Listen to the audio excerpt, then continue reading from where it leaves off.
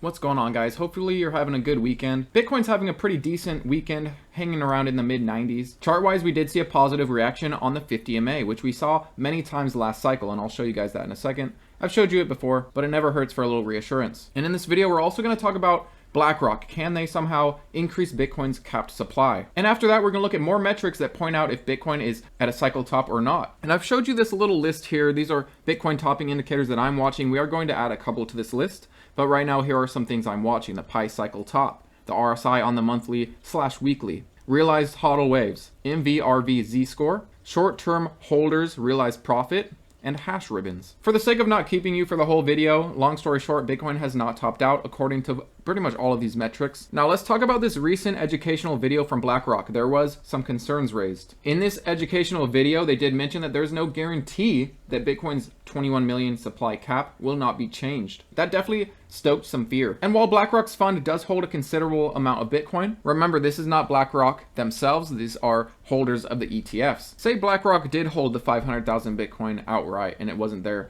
fund holders. If they were to propose some kind of a increasing of Bitcoin supply, this would have to be approved by nodes. The network of nodes would reject this. These nodes are incentivized to keep Bitcoin supply low. The Bitcoin miners are incentivized to keep Bitcoin at a capped supply. If Bitcoin's supply was inflated, everything the Bitcoin miners hold, everything BlackRock holds, the ETF buyers hold, all of that would be diluted. So why would it make sense that anyone that holds Bitcoin would want dilution? A proposal like that to me would be dead in the water. Now, if you're interested how these nodes work, some of the details behind them, I will leave this article down below for you. Nodes maintain Bitcoin's core rules. One of those such rules is 21 million Bitcoin. Another such rule is the halving. Every 210,000 blocks, rewards get cut in half. Transactions must have valid signatures.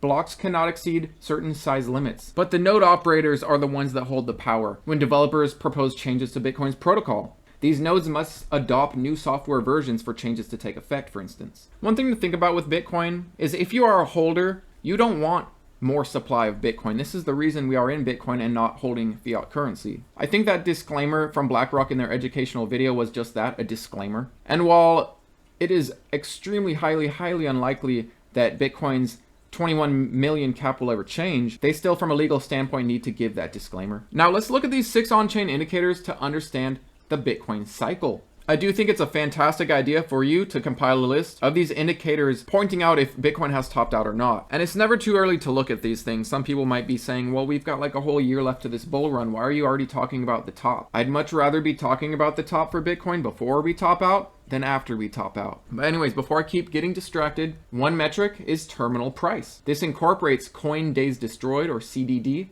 while factoring in Bitcoin supply. This has historically been a reliable indicator for predicting Bitcoin cycle peaks. Coin days destroyed measures the velocity of coins being transferred, considering both the holding duration and the quantity of Bitcoin moved. Currently, the terminal price has surpassed 185,000 and is likely to rise towards 200 as the cycle progresses. With Bitcoin already breaking 100,000, this suggests we may still have several months of positive price action ahead. How about the WEBULL multiple? This evaluates daily miner revenue relative to their 365-day moving average. After the halving, they of course experienced a sharp drop in revenue, getting back to unprofitability. And as a side note, many people say, oh, Bitcoin's 100,000 and these Bitcoin miners are at the prices they were when Bitcoin was 60, 70,000. And people are clueless on why. Well, this is because the Bitcoin miners are unprofitable. We got through the halving, which cut their rewards in half, brought them back to unprofitability, and we've dealt with a quarter or two now of unprofitability. I suspect Q4 will see profitability for some, and Q1 of 2025 is where the real fun begins in terms of these Bitcoin miners making consistent earnings, positive earnings. Let me remind you, with Bitcoin at its current price, these Bitcoin miners are profitable, make no mistake. But looking at the WEBULL multiple, this has climbed back above 1, signaling a return to profitability for the Bitcoin miners.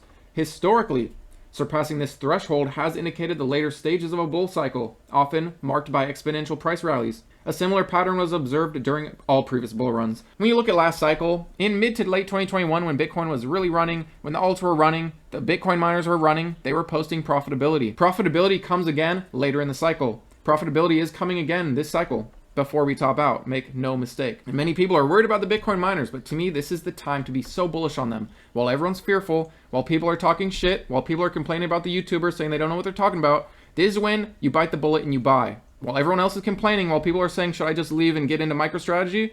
Should I just leave and buy XYZ stock? These rough patches separate the men from the boys. If I had a time machine and we could go back to 2022, And I could tell you the Bitcoin miners are not profitable. They're on their way to profitability. Before the halving, they're going to see profitability. CleanSpark was under a $2 stock. BTBT was like a 50-cent stock. Iron was like a $1 stock. Those times of fear are when you buy. So many people weren't buying during that time because they thought they were going to get worse. To me, this is like that time. We are not going to get those Bitcoin miners that low in price again. To me, they are at their lows. But before I go off on a tangent, let's continue on. The MVRV score. This measures the market value relative to the realized value or average cost basis of Bitcoin holders. Standardized into a Z-score to account for the asset's volatility, it's been highly accurate in identifying cycle peaks and bottoms. Currently, Bitcoin's MVRV Z-score remains below the overheated red zone with a value of around 3, signaling that there's more room for growth. While diminishing peaks have been a trend in recent cycles, the Z-score suggests that the market is far from reaching a euphoric top. How about active address sentiment? This metric tracks the 28-day percentage change in active network addresses alongside the price change over the same period.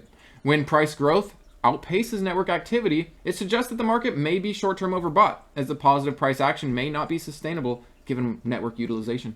And this metric is showing short-term overheated conditions. Recent data shows a slight cooling after Bitcoin's climb from 50 to 100,000, indicating a healthy consolidation. This pause is likely setting the stage for sustained long-term growth and does not indicate we should be medium to long-term bearish. Maybe short-term bearish, if anything. How about another one? Spin Output Profit Ratio, or SOPR. This measures realized profits from Bitcoin transactions. Recent data shows an uptick in profit taking, potentially indicating we are entering the later stages of the cycle. One caveat to consider is the growing use of Bitcoin ETFs and derivative products. Investors may be shifting from self-custody to ETFs for ease of use, tax advantages, so this could influence these values. Let's continue on. Value Days Destroyed, or VDD. Expands on CDD by weighting larger long-term holders. When this metric enters overheated red zone, it often signals a major price peak, as the market's largest and most experienced participants begin cashing out. VDD is far from cycle peak selling levels. Oh geez, no.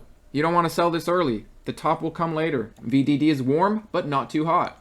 While Bitcoin's current VDD indicates slightly overheated market, history suggests it could sustain this range for months before a peak. For example, 2017, VDD indicated overbought conditions nearly a year before the top.